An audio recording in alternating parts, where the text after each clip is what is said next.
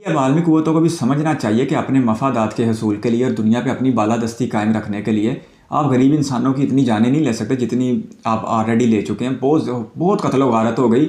अब हर मुल्क को अपनी ज़िम्मेदारी अदा करनी चाहिए। और अगर रूस को अमेरिका से या अमेरिका को रूस से लड़ने का इतना ही शौक़ है तो किसी खुले समंदर में एक आधी जंग का इंतज़ाम कर लें। ज़रूर बीच में प्रॉक्सी वार लड़के गरीब मुल्कों की तबाही फेरनी होती है। बिस्मिल्लाहिर्रहमानिर्रहीम। हर देखने और सुनने वाले को अस्सलाम वालेकुम। इस उम्मीद के साथ कि आप जहाँ होंगे खुश होंगे। अपनी वीडियो का आगाज़ करते हैं।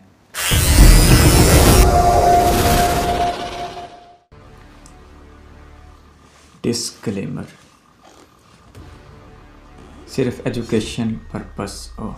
इसराइल वर्सेस सीरिया यानी कि शाम, कैपिटल यरूशलेम और दमिश्क दमाकस यानी कि दमिश्क, दुनिया का सबसे कदीम शहर, एरिया 22,000 मुरबा किलोमीटर और 1,85,000 मुरबा किलोमीटर, आबादी 8.7 मिलियन और 17.5 मिलियन यानी कि 1.25 करोड़। जीडीपी में तो कमज़ोर होगा सीरिया, 388, कोई मुकाबला ही नहीं है, पास नहीं पटकते। सिर्फ 27 अरब डॉलर की मईशत है। मिलिट्री रैंक 20वें नंबर पर और 65वें नंबर पर। ये तो फिर कोई कंपैरिजन नहीं है। डिफेंस बजट 20 अरब डॉलर और सिर्फ 2.1 अरब डॉलर, 10 गुना कम है। और आबादी इतनी ज़्यादा है इनकी। न्यूक्लियर वेपन सीरिया के पास कहाँ से आए? इसराइल के पास तो 90 हैं और पाकिस्तान के अलावा किसी भी मुस्लिम मुल्क के पास हैं भी नहीं अभी तक। टोटल मिलिट्री 6,45,000 और 1,42,000।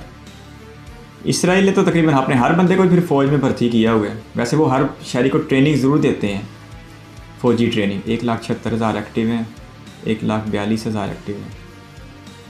लेकिन जिस कदर सीरिया यानी कि शाम एक प्रॉक्सी वार से गुज़र रहा है तो यही हालात होने थे।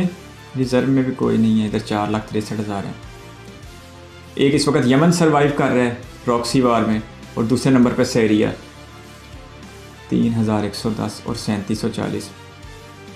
आलमी कुव्वतों के सींग फंस गए हैं इन दो ममालिक के अंदर। और कीमत कौन दे रहा है? वहाँ के आम लोग।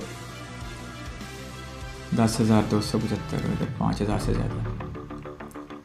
अब कल जो यूएई ने अटैक किया है यमन की जेल के ऊपर, किस कदर वहाँ पर खौफनाक मनाजर देखने में आए हैं। यही हाल सीरिया का भी है। अगर रूस और ईरान शाम के साथ ना खड़े होते तो अब तक शाम की शाम ढल चुकी होती। इसके ऊपर भी एक अमरीकी मोहरा आके बैठ जाना था और फिर उसको इस्तेमाल किया जाना था रूस और ईरान के ख़िलाफ़। रॉकेट लॉन्चर 170 और इधर 700। Air force, Israeli air force, Syrian air force. Israel का दिफा अमेरिका के ताउर की वजह से इस कदर मजबूत है। 1386, 511, क्योंकि इसराइल को किसी किस्म की पाबंदियों का सामना नहीं करना पड़ता, चाहे उसे एटमी असासे हासिल करने पड़ें या खौफनाक जंगी जराइम का इर्तिकाब करना पड़े।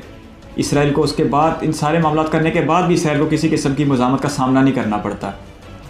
और इसकी एक सीधी और आसान सी वजह है अमेरिका।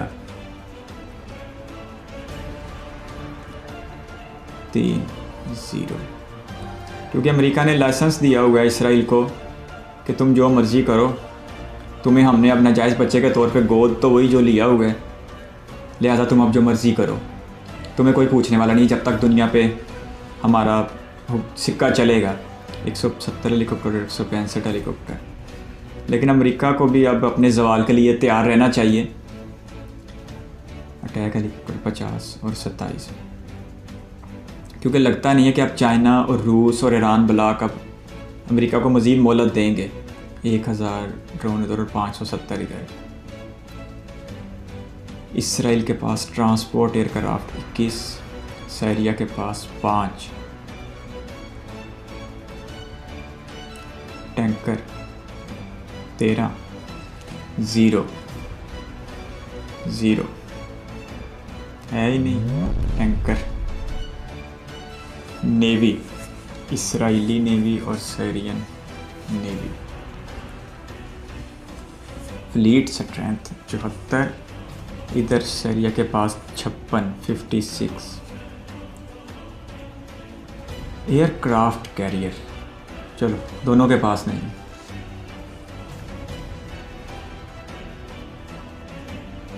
डिस्ट्रॉयर, ये भी दोनों के पास नहीं है। खुशी इस बात की, दुख इस बात का नहीं है कि शाम के पास नहीं है, खुशी तो इस बात की कि इसराइल के पास भी नहीं है। फेरिगेट 0।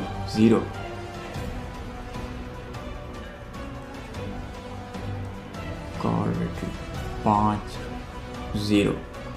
नेवी वाला तो फिर कोई हाल ही नहीं है शाम के, इसलिए तो अमेरिकी बहरी बेड़े बिल्कुल इसकी सरहदों तक पहुंच आए थे 2012 में। आप दो भी कोई नहीं इनके पास, और इसराइल के पास 6। उस वक्त अगर रूस स्टैंड ना लेता तो बशर अल असद की हुकूमत बिल्कुल ख़त्म होने के करीब थी, और वही नेटो ने शाम में घुस के वही हाल करना था जो अफ़गानिस्तान का किया या इराक़ का किया। माइन वेलफेयर 7, ये इसराइल के पास कोई नहीं। गुड। मर्चेंट 42, इधर शाम के पास 25। पोर्ट्स एंड टर्मिनल 5-3, सिर्फ 3 बंदरगाहें हैं इतने बड़े मुल्क के पास, और इधर छोटे से मुल्क के पास 5 बंदरगाहें हैं। एयरपोर्ट्स 47, एयरपोर्ट 90 ज़्यादा हैं, 90 एयरपोर्ट कुल हैं, और ज़्यादा हैं शाम के पास इसराइल से। पर कैपिटा इनकम, ये तो शाम की बहुत कम हो, वो 42,000 उधर, और इधर सिर्फ $790, $1,000 भी नहीं है। फॉरेन रिजर्व 130 अरब डॉलर, और 2 अरब डॉलर 130 अरब डॉलर के साथ तो फिर बिल्कुल भी कोई मैच नहीं करते। शाम की मिलिट्री बहुत कमज़ोर है इसराइल की फ़ौज के आगे, इसमें कोई शक नहीं, लेकिन शाम को जिस तरह एक आलमी क़ुव्वतों ने प्रॉक्सी वार में धकेला है, उसके बाद से किस तरह हम शाम की मईशत में या उसकी फ़ौज में या उनके आवाम की ज़िंदगी में बेहतरी का एक कॉन्सेप्ट कर सकते हैं। इस वक्त मशरक़ वस्ता में 2 प्रॉक्सी वार लड़ी जा रही हैं, और ये दोनों असल में किन के माबैन हैं? रूस और अमेरिका के, और आगे से उनके मज़ीद जो छोटे इत्तेहादी हैं वो रूस के नीचे ईरान और अमेरिका के नीचे सऊदी अरब। और कुर्बानी का बकरा कौन बन रहा है? यमन जैसा गरीब तरीन मुल्क, जबकि शाम में सूरत हाल इसके बिल्कुल बरक्स है। वहाँ पर जो बागी लड़ रहे हैं उन्हें सऊदी अरब कंट्रोल कर रहे हैं, उन्हें सऊदी अरब असला दे रहा है, उन्हें सऊदी अरब पैसा दे रहा है, लेकिन वहाँ पर बशर अल असद की हुकूमत को सपोर्ट करने के लिए ईरान और रूस मौजूद हैं। असल इस पूरे खित्ते में जो आज भी जंग जारी है वो अमेरिका और रूस के दरमियान है। कुर्बानी का बकरा बनाने के लिए छोटे ममालिक ख़ुद को पेश कर देते हैं, इनके अपने में मफादात होते होंगे, अपने मफाद के बगैर तो कोई किसी से हाथ भी नहीं मिलाता, चाहे वो कोई लोग हों या पूरे ममालिक हों। लेकिन फिर भी अब ये 2 ममालिक इस वक्त आग में जल रहे हैं और आम आवाम को इसकी कीमत देनी पड़ रही है। एक तरफ अमेरिका बैठा खुशहाल है, उसे कोई टेंशन नहीं है, दूसरी तरफ रूस बैठा हुआ खुशहाल है, उसे कोई टेंशन नहीं है। टेंशन तो यमन के उन गरीब लोगों को है जिन्हें तरह तरह के मिसाल का सामना है, या शाम के उन गरीब लोगों का जिन्होंने पिछले 2011 या 12 से ये लड़ाई शुरू है और 9-10 साल हो गए हैं वो अपने मुल्क की तबाही देख रहे हैं। 2015 में ये यमन की प्रॉक्सी वार शुरू हुई थी, आज तक ये ख़त्म होने का नाम नहीं ले रही। इसी तरह 9-10 साल हो गए हैं शाम की वार को, शाम की जंग को, वो ख़त्म होने का नाम नहीं ले रही। वहाँ दोनों तरफ से बड़े दिल खराश किस्म के मनाजर देखने को मिलते हैं। एट दी एंड मरता कौन है? वहाँ के गरीब अवाम। आपके कीमती वक्त का शुक्रिया। अगर आप भी किसी वीडियो पर एक्शन चाहते हैं तो अपनी कीमती राय कमेंट बॉक्स में ज़रूर दीजिएगा। अल्लाह हाफिज़।